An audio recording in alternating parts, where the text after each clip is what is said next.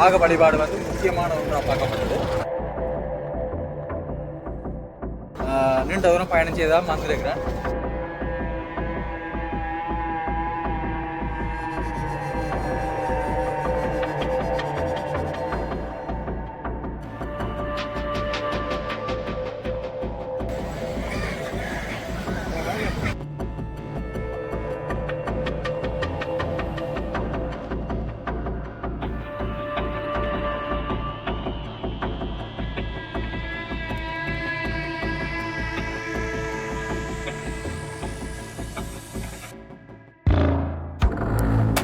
உறவுகள் அனைவருக்கும் வணக்கம்.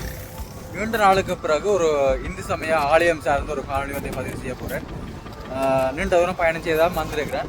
இலங்கையில் இருக்கிற கிளிநொச்சி மாவட்டத்தில் புளியம்பொப்பனை நாகதம்பிரான் ஆலயத்துக்கு தான் வந்திருக்கிறோம். கிராமிய வழிபாட்டில் பார்த்தீங்கன்னு சொன்னால் நாக வழிபாடு வந்து முக்கியமான ஒன்றாக பார்க்கப்பட்டது. மக்கள் மத்தியில எல்லாம் பெரிய நம்பிக்கை இருக்குது. இந்த கோயிலில் பெரிய மக்கள் தங்களுடைய நேர்த்திக்கடனை நிறைவேற்றுவதற்காக தான் வருகிறார்கள்.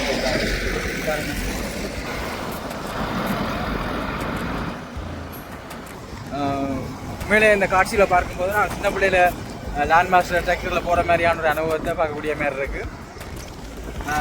நான் ஆலயத்துக்கு வெளியில் நினைக்கிறேன். ஆலயத்துக்குள்ளுக்கு என்ன மாதிரியான நிலைப்பாடுகள் இருக்குது, அந்த வழிபாட்டு முறைகள் எல்லாம் எப்படி நடைபெற்று கொண்டிருக்கான்னு சொல்லி நான் ஆலயத்துக்குள்ளே போய் பார்ப்போம். மறக்காமல் அவங்களுடைய சேனலை சப்ஸ்கிரைப் செய்து எங்களுக்கு சப்போர்ட் தாங்க. வாங்க வீடியோக்குள்ளே போவோம்.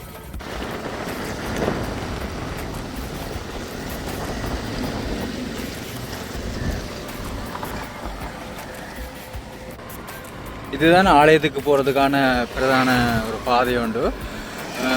இப்போ கண்ணு கட்டிய தூரத்தில் ஆலயத்தில் நாங்கள் பார்க்கக்கூடிய மாதிரி இருக்கும். பாருங்க, இதுதான் ஆலயம். ஆலயத்தினுடைய பிரதான கோபுரத்தை பார்த்தீங்களா?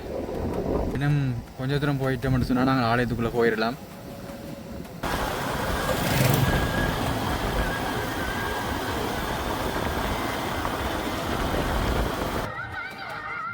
இன்றைக்கே மக்கள் இந்த ஆலயத்துக்கு அதிகமாக விரதம் வந்து கொண்டிருக்கிறார்கள் அப்படின்னு சொல்லி நீங்கள் கேட்கக்கூடும். அதோட இன்றைக்கு என்ன விசேஷம் என்று சொல்லி கொடுங்க நீங்கள் கேட்டிருப்பீங்கள்.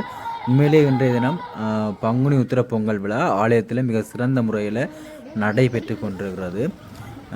பாருங்கள், மக்கள் தங்களுடைய நேர்த்தி கடன்களை நிறைவேற்றுவதற்காக தற்பொழுது வந்து கொண்டிருக்கிறார்கள்.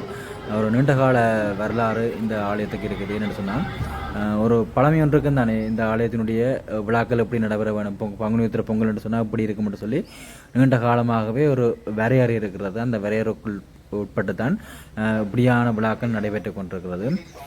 நாங்கள் இதை பற்றி விரிவாக பார்த்தோம்னு சொன்னால், கடந்த 4ஆம் தேதி பொங்கல் விழாவுக்கான விளக்கேற்றல் வைபவம் ஆலயத்தில் பாரம்பரிய முறையில் நடைபெற்றிருந்தது. அதை பற்றி நாங்கள் கொஞ்சம் சுருக்கமாக பார்ப்போம். கோயிலில் வந்து விளக்கேற்றி போட்டு பொங்கலுக்கு தேவையான பொருட்களை எங்கே போய் வேண்டிக்கிறோம்னு சொன்னால், புத்தூரில் இருக்கிற பண்டமாவடி என்று சொல்லி அழைக்கப்படுகின்ற இடத்துல தான் பொங்கலுக்கு தேவையான பொருட்களை போய் வேண்டணும். அப்போ இந்த பொங்கலுக்கு தேவையான பொருட்களை வேண்டுறதை வந்து ஆரம்ப காலத்தில் போக்குவரத்து எப்படி செய்துச்சுன்னு சொன்னால் மாட்டு வண்டியில் தான் பயணம் செய்தவன். அதே அப்படியே அந்த வழக்கத்தை மாற்றாமல் பொங்கலுக்கு தேவையான பொருட்களை வந்து மாட்டு வண்டியில் போய்த்தான் வேண்டுவது பலமை. இந்த ஒவ்வொரு வருடமும் அப்படி தான் செய்கிறவன். இன்ன வரையும் அப்படித்தான் புத்தூருக்கு போய் அங்கே தங்கி நின்று, அதாவது இந்த பொங்கல் இன்றைய நடைபெற்று கொண்டிருக்கிறதானே, இதற்கான பொங்கலுக்கு தேவையான பொருட்கள் எல்லாமே அங்கே புத்தூரில் போய் தங்கி நின்று வேண்டிட்டு பேருந்து திரும்பவும் மாட்டு வண்டியில் ஆலயத்துக்கு வந்து இந்த பொங்கல் வழிபாடு இந்த ஆலயத்தில் மிக சிறப்பாக நடைபெறும். பாருங்கள், அந்த வழிபாடு தான் நீங்கள் இப்போ பார்த்து கொண்டிருக்கிறீங்க.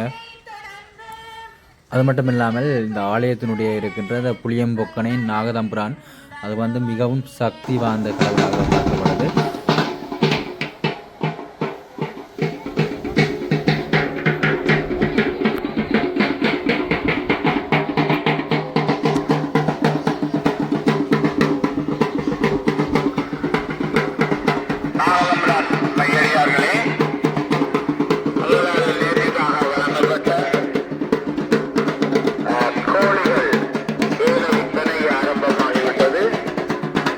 கோழி ஏலத்தில் பங்கு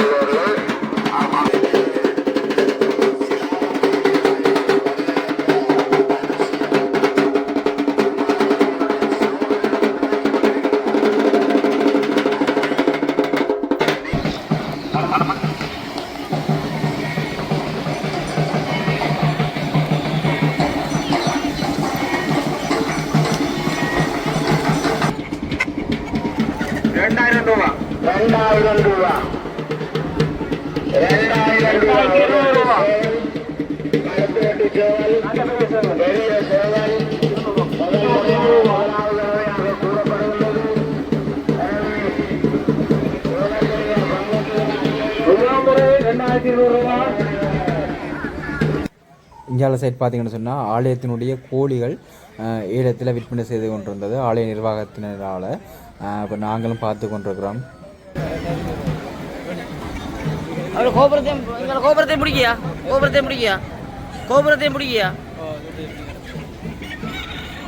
இது கொஞ்சம் ஒரு புதிய அனுபவமாக இருந்தது. என்ன சொன்னால் அப்படியான நிகழ்ச்சி எல்லாம் இங்கே நடக்கும்னு சொல்லி நான் தெரியாது.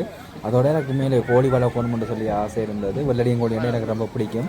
அப்போ நான் எதிர்ச்சியாக போன சந்தர்ப்பத்தில் நிறைய கோழிகள் அங்கே நின்றது. அப்போ பார்க்கும்போது ஆசையாக இருந்தது. பாருங்க எவ்வளோ கோழி நிற்கன்னு சொல்லி ஏலம் போய் கொண்டிருந்தது, கோழிகளுக்கான ஏலம் போய் கொண்டிருந்தது. அப்போ நானும் ஒரு கோழியை வேண்டி நான் சந்தோஷமாக இருந்தது. வீட்டை கொண்டு வந்து நான் வளர்க்க போகிறேன்.